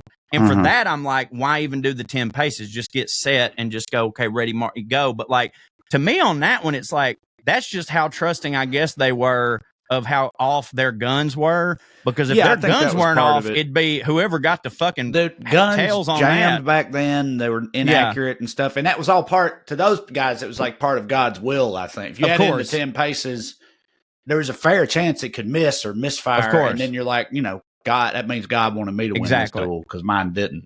Exactly. So that's what we know of Alexander Hamilton and Aaron Burr before we get into this, and a couple of the inaccuracies. So in the musical, you've got all those sisters, the Schuyler sisters or whatever, that was like all wanting Alexander Hamilton's D so bad. And there was that one he was like hitting with there for a minute, and then they got separated, and then she went off, and then he ends up getting with the other Schuyler sister, and he basically they both live their entire lives wanting each other but never being able to have each other, which ends in the crescendo of the song Satisfied, which super hit. I love that song. None of that ever happened. That was just that's just not true. And I think maybe that's a classic fine. Yeah, I don't give a Broadway thing to, you know, you got to have a fucking love story. And if it's fucking star-crossed and unrequited or any combination thereof, it's even better, you know. For the record, that's not the part that makes me hate this as a historian. Because, like, I don't give a shit. That's the stuff you should be wantonly adding in. Here's another one, though. They made a huge deal in the musical about John Adams firing Alexander Hamilton. Like it was this whole thing, like he's this dude on the come up and he's really trying to get to be Washington's second in charge or whatever. And Adams, fires Hamilton. But like, not only did that not happen, it would have literally been impossible for a couple of reasons. Like at the time, the president did not explicitly have the power to simply fire members of the cabinet without congressional approval. Also, Hamilton had resigned his post as Secretary of Treasury in like a year before in 1795, but Adams didn't become president until 1797. And also, there's a letter mentioned in the song in which Hamilton roasts Adams. That letter wasn't even written until 1800. So that's a lie. And I don't like that one. It's like, that ain't true. Just write the song different or don't write it. God damn it. Also, he didn't cast the tie-breaking vote in that 1800 election that they imply that he does. It's like this huge fucking deal. Here comes Aaron Burr to the rescue. He never did that. Also, you're never going to believe this, but here was the headline on this article that I read. The musical severely overstates Hamilton's anti-slavery stance. Right? So, yeah. True, Hamilton wrote in favor of abolition. He advocated for enslaved people enlisting in the army. He even wrote an essential part of the plan is to give them their freedom with their muskets. However, he didn't really practice what he preached. There is a lot of evidence that suggests that he was a big time enslaver, and even more evidence exists to show that he purchased a bunch of enslaved people for his in-laws. So, like, even if he didn't have them, he's giving them as gifts, you know. I mean, isn't that, it's also kind of the deal with George Washington, isn't it? Where it was like, he like ostensibly was like, listen, slavery obviously don't hit. I mean, I'm going to keep my slaves. Yeah, right. Yeah, right. Because look, once you've had slaves, it's real hard to not have slaves anymore, guys. But sure, and philosophically, I acknowledge that slavery don't hit. And then I think he did free most or all of them, like upon his death. Upon his death, yeah. So it's like, him like acknowledging, like, yeah, well, my kids ain't gonna have them, right? Yeah. But anyway, so it's like, and as you know. On top of that, Hamilton was also one of the big champions of the 3/5 compromise, and also Burr and Hamilton. Classic home run, that one, 3/5 compromise. Yeah. There's a big thing in, you remember the song, The 10 Dual Commandments? Yeah, I almost brought it up when you were talking about duels earlier. Yeah. It's super. Oh, do you have some thoughts on it? I was just going to say it was a good example of like the whole, you know. Because there's actually 20. Oh, there's actual dual commandment. I thought he was I thought it was a hip hop reference. You know, the 10 crack commandments. Yeah, but no, there's 20 rules for duels. Yeah, dual rules. I think he made it 10. Well, obviously the rap song, the original rap song is a reference to the 10 actual commandments from the Holy Bible, but then that was a reference to the 10, I think, 10 crack commandments or whatever from back in the day.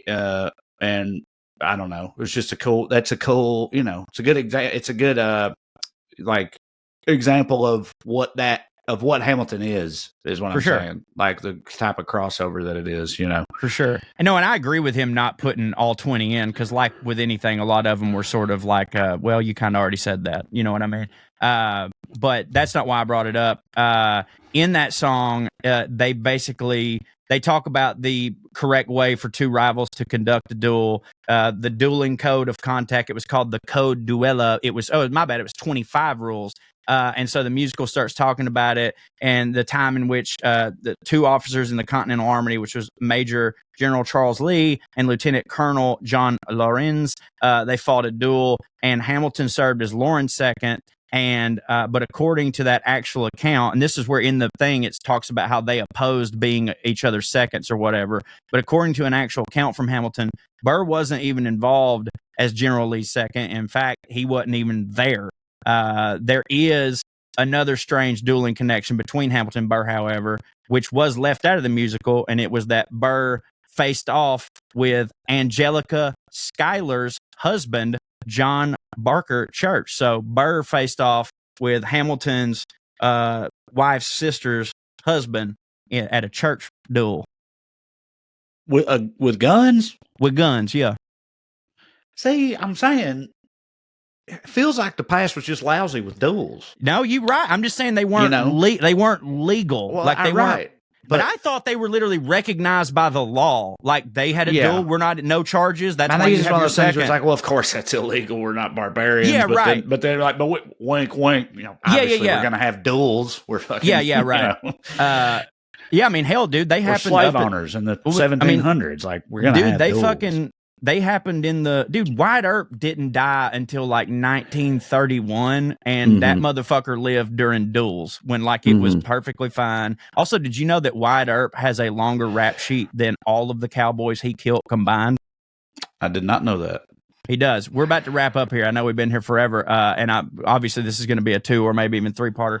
Martha Washington did not name her Tomcat after Hamilton. They just put that into play for some dumbass reason.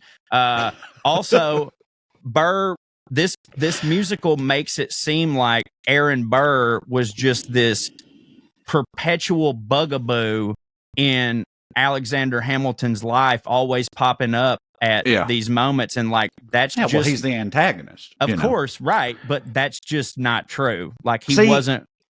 That's one of those things. I get why though, you have to do that. I get that. That's one of those things where it's like, if you're gonna make a fucking play about it, he did ultimately get killed by Aaron Burr. Right? Of course, I agree that you have to do it's like, that. Well, he's gonna be the villain, and if you're gonna make him effective as the antagonist of the play, he gonna need to turn up a lot and build some conflict between them or whatever. And again, this isn't the part that makes me mad at it as a historian, because as a storyteller, it would be insane if you had 2 whole acts before Aaron Burr even fucking shows up, and then you have a duel. Like, we got to know who to root for and shit like that. But like I said, and that I will end there on the falsehoods for just the musical. And then on the next episode, we'll get into a lot of the falsehoods perpetuated because of the end of the duel and a lot of the smearing of Aaron Burr's name. But smearing is a it's a tale of two uses right there, because like some smearing really hits for me. Mayonnaise, cream cheese, butter. I smear the fuck. But like names, you are not smear mayonnaise, not names. That's what I say. Smearing people's names. That's that ain't it. That ain't cool. I'll end on this tidbit, actually. Do you know why Burr proposed the duel in the first place? It's because Hamilton publicly called him a dangerous man.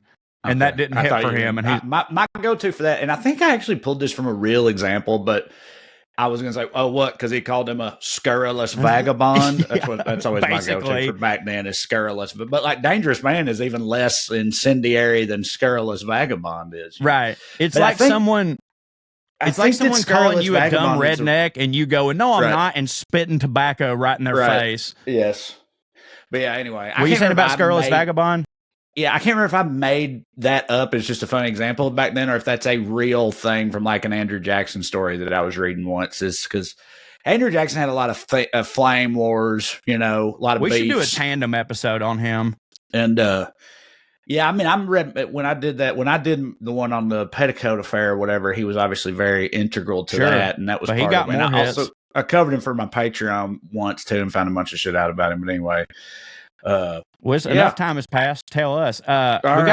We got some airmail. Remember, you can email us at puttingonairs@gmail.com. This first one's coming to you from both of our honorary mamals, Miss Natalie Nichols. Subject line, the Meemaw Code. Hey, boys, I went to your new merch page to get a t-shirt. The choices were so great, I had to get 2. The timing is perfect. I'll have The Past Don't Hit shirt to wear when I go see Trae in Houston. It's been quite a few years since I adopted you boys against your own will. Hold on now. You may say that, but it's very much within my will that you have adopted, at least me. I don't know how Trae feels about it. Yeah, my mammals are dead. Bring it on. Yeah, mine too. It's been quite a few years since I adopted you boys against your own will, and I can't remember if I've ever shared the Meemaw Code with you before. Very basically, Meemaw Code says you can't have favorites. You can be closer to some, have more in common with others, but absolutely no favorites. That's always been easy with you boys because from day one, I have loved you the same. However, I still have very firm opinions on squirrel mamas loving their babies. You boys make sure you are eating good and taking your elderberry. The next 4 years are going to be a marathon, not a sprint. Y'all are needed now more than ever. Natalie. And here is here's a wonderful picture of our mama in her Team Corey squirrel shirt. Hell yeah, skid it. Thank you, mama. Appreciate hurt you. by that, but it's okay. I understand. Everybody's entitled to their own opinion on squirrels. Of course they are. Thank you for the jams, Natalie, by the way. And, yes, As likewise. always. The plum jam is plum delicious. I broke in some of the plum last night on my way to the bed. Eat it with my thumb. Just fucking. It's good, ain't it? It is good, yes, but it's just another time. I'm such a bag of shit. Bane has a little eczema problem, and she makes baby soap for him. Homemade baby soap for him. That's good on his skin. It's very precious. Subject line, Bitcoin mining bullshit. All right, I'm going to make an attempt at explaining this bullshit. I'm sorry if it doesn't make sense, but you should probably go in knowing it will not. You should probably go in knowing it isn't meant to make sense because it's all made up. That's what Mark always says too. He's always anytime I try to bring up crypto to Mark, Mark is always like, it's not supposed to make sense. That's what it's fine that you don't get it. You're not supposed to get it. And I'm like, but some people do, right? Because they do it, right? Yeah, right. And exactly. I want to know. Yes. Okay, so once upon a time when it first came out, you could mine for it by dedicating your personal computer's processing power towards solving an equation. That's it. They didn't have to do that. They could have attributed it to literally anything. They could have made it corporate script, and if you worked for BitBot, you got paid in Bitcoin. But they decided dedicating processing power of your tower towards the greater effort. In order to mine more, you needed a shit-tastic processor, so bigger the better. You throw in some water cooling and some fiber optic, I'm already gone, and blah, blah, blah, and you've got a monster terminal that's draining massive amounts of power from the grid. Multiply that by an enormous amount of miners all going after limited number of resources, and you get a rapidly evolving competition to always have the fastest computer on the market. Why the rush? There are only a set amount of Bitcoin available to find or purchase out there. I don't know how to get them or where they're hidden because it's all make-believe coding nonsense anyways. The blockchain is the receipt for all the non-transferable transaction for the known Bitcoin universe. It can only be directly transferred if the user initiates the sale and there is no cloud access. Once it's purchased and stored on a drive, it's like withdrawing the money from the bank and storing it under your mattress. If you lose the drive it was stored on, that's all she wrote. You can't recover it from a cloud network unless you originally bought through a market, which is a whole different ballgame than mining for resources. The mining craze had a bunch of butterfly effect consequences, like being a considerable useless drain on the power grid and being an additional contributor to water consumption as a byproduct of keeping their electronics cool. Insane. Also, microchips use rare earth minerals and can be export controlled. There are only so many rare earth minerals, hence the rare, so a bunch of these rare minerals are being wasted foraging for feces. If the web were to collapse tomorrow, there would be nothing to show for it, and I promise a farmer isn't going to care about how much they used to be worth. He'll let you starve if you don't have something to barter with that he can use. You're better off learning to whittle if you want to survive the upcoming water wars. I am admittedly a grouchy millennial that thinks most crazes are for the crazy. No offense, CHO, not throwing stones at your Bitcoin purchase. Sometimes it's worth the gamble, and it was with spare income for you. Yeah, and like I said, I've done cashed out and made all the money, so what the fuck ever. Some people have lost their ass on Bitcoin and the wider world of digital currency, like the Hawk Tua grift. Did you see that, Trae? Mm-hmm. Okay. 15 minutes of fame. We talked about on skews and stuff. Yeah. 15 minutes of fame might get her 20 in prison just because she wanted to get in on a get-rich-quick scheme at the expense of her followers' bank account. It's real easy to got if you don't know what the hell you're talking about, which is why I've never purchased any. I think it's a big waste of time, but again, aged and grumbly. That was a long one. I apologize, and y'all don't have to read this on air if y'all don't want to, but I thought I'd at least give it a swing to see if any of that made sense about a topic that makes no fucking sense thanks to some meme lord jackass that thought he was hitting. Love y'all like chicken, Ben. Well, Ben, I read the whole thing hoping surely I'll learn nothing, but you tried. He said the part is like you mine it by dedicating your own computer's processor to solving these mathematical equations. And I had read that before, and I almost said that last week, but that also doesn't make sense to me because I'm like, for who? To what end? Like, what is who is solving these equations and for what purpose? And who put them there? And how do you and how's it worth something? And then the blockchain, it's a non-fucking, non-fungible receipt or whatever the fuck he said and all this stuff. And it's like, I just don't. And the fact that, like, there's only so many Bitcoins out there in the world that can even be mined. It's like, how is that true? And why? They're and who did them? They're fucking. Right. They're Pokemon at this point. Right. No. One last. But yeah, no, didn't help. One last quick one here. Subject, this is from our friend Angie. Subject line, I win this debate. Juneteenth makes Texas part of the South. Gentlemen and airheads of the Skuniverse, I present to you definitive inclusion of Texas as party of the South as a key defining element of the South was the unconditional requirement of chattel slavery to have an economy that also created base wealth. Everyone knows profits soar when you cut labor down to literally buying workers. Juneteenth was the official end of slavery. June 19th, 1865, the last of the enslaved were freed by decree in Galveston, Texas, marking the official end of chattel slavery. Check and mate. I win. Angie, you can use my name. Skew on that. All for Thank you, that. Angie. Like I said, I've always been of the opinion that they should be included anyway, whether they want to or not. So, Amen. So I'm with you. Amen. Yeah. Well, Trae, tell them where you're going going to to be. Confederacy, and yes, had slaves, and anybody that did those two things, especially. And we know there's some gray area cases with that criterion, but if you are a state that both of those things is true, you had slaves and fought for the Confederacy, then like you the South, right? And then there are other ones, and Texas is one of those. So the other ones we can argue about, but anyway. Thanks, Angie. Thanks, everybody, for watching, listening, all that fun stuff. And if you're coming to Santa Barbara tomorrow to see me, I appreciate it, and it's going to hit, and it should be fun. Up in the near future, I'll be in Salt Lake City and Minneapolis, Kentucky. And in the Carolinas, me and Corey just found out we'll be in Charleston, South Carolina the same weekend, but not the same night, which should hit for y'all because that way you can go see us both. I'll be in Charleston on Friday, February 21st, and he's going to be there 2 days later on Sunday, February 23rd. But I got a bunch of shows. Go to TraeCrowder.com and come check me out, please. Yeah, that's right, y'all. I'm going to be at the brand new Wits End Comedy Club in Charleston, South Carolina, February 23rd. I do not have that ticket link yet. This was just sent to me, but just mark that on your calendar. February 23rd, I'll be in Charleston, South Carolina at Wits End Comedy. Go see Trae, obviously, a couple days before that, and then come and see me. It'd mean a lot to me if you did. StayFancyMerch.com. Get your shirts. Look as good as our Meemaw does. Listen to the Well Read podcast, Weekly Skews, Gravy Baby, everything in the Skuniverse. If you want some bonus stuff from me, go to WeLoveCorey.com. Working on a couple things for today. And also, I'll be putting out an Atlanta Journal-Constitution opinion essay this coming week. Check her out and stay fancy, motherfuckers. You. Here's Lydia Lovelace. 1, 2, 3, 4, 1, 2, 3, 4. Royalty and rednecks are alike. They both like cutting and picking fights. Biscuits and baked beans where they don't belong.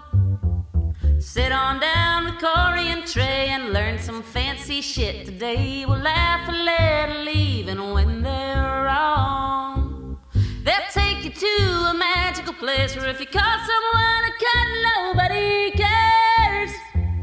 They keep it debonair at putting on airs, putting on airs, putting on airs.